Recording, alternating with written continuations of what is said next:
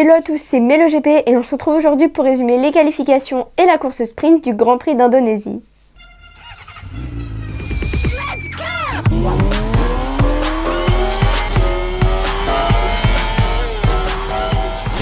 Commençons par la Q1 où malheureusement Johann Zarco est tombé et il a donc terminé avec le 4e chrono, n'est pas passé en Q2 et partira 14e sur la grille de départ.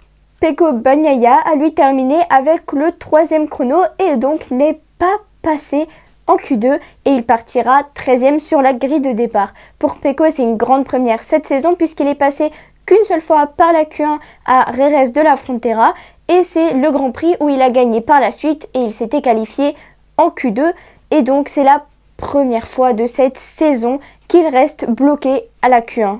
Et les pilotes qui ont réussi à se qualifier de la Q1 à la Q2 sont Enea Bastianini et Luca Marini, qui d'ailleurs a battu le record de la piste en 1 minute 30 secondes et 383 millièmes, sachant que, je le rappelle, il s'est blessé à la clavicule gauche, tandis que son coéquipier s'est lui blessé la clavicule droite.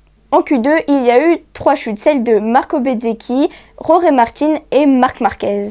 Parlons un petit peu de Fabio Quartararo qui, je le rappelle, s'est qualifié directement en Q2. Ça fait 1 an et 7 mois qu'il n'a pas eu de pole position et sa dernière était l'année dernière sur ce même tracé. Malheureusement cette année, il n'a pas eu la pole position, mais il partira 4e sur la grille. Jorge Martin partira lui 6e et je le rappelle, il a 3 points de retard sur Pecco Bagnaia au championnat.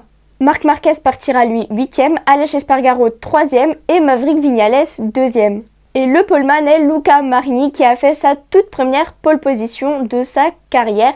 Et d'ailleurs, il a battu son propre record qu'il a effectué en Q1 et donc le record de la piste. Désormais, il est de 1 minute 29 secondes et 978 millièmes. Passons maintenant à la course sprint. Durant la course sprint, il faisait extrêmement chaud. La piste était entre 58 et 60 degrés par endroit. Il y avait très peu d'humidité et donc côté pneumatique, tous les pilotes ont utilisé un pneu tendre à l'arrière et pour l'avant c'était un peu plus partagé entre le dur notamment pour les Ducati ou le tendre pour les Aprilia ou Fabio Quartararo. Fabio Quartararo et Maverick Viñales ont fait un magnifique départ.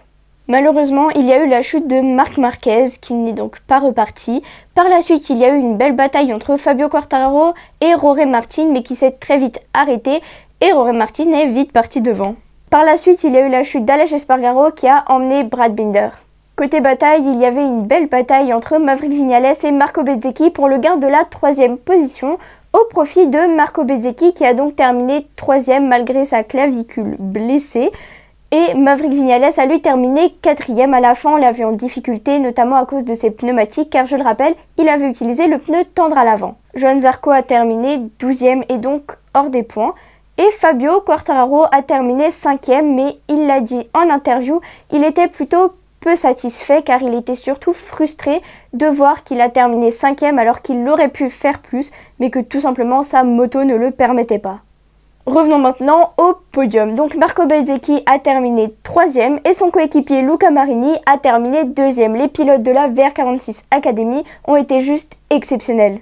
Et le vainqueur pour sa 6e course sprint remportée, sa 4e d'affilée, est Jorge Martin qui s'est juste envolé et qui a fait des dépassements juste splendides tout au long de la sprint race.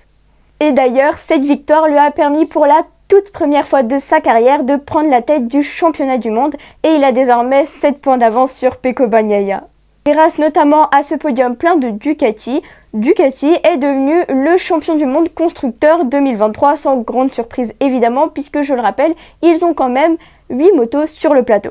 Côté championnat du monde team, c'est Pramac qui a plus d'une quarantaine de points d'avance sur VR46 qui est donc 2e au classement. Voilà pour ces magnifiques qualifications et cette course sprint du Grand Prix d'Indonésie. On se retrouve demain pour les warm-up et la course traditionnelle du dimanche et à bientôt pour de nouvelles infos GP.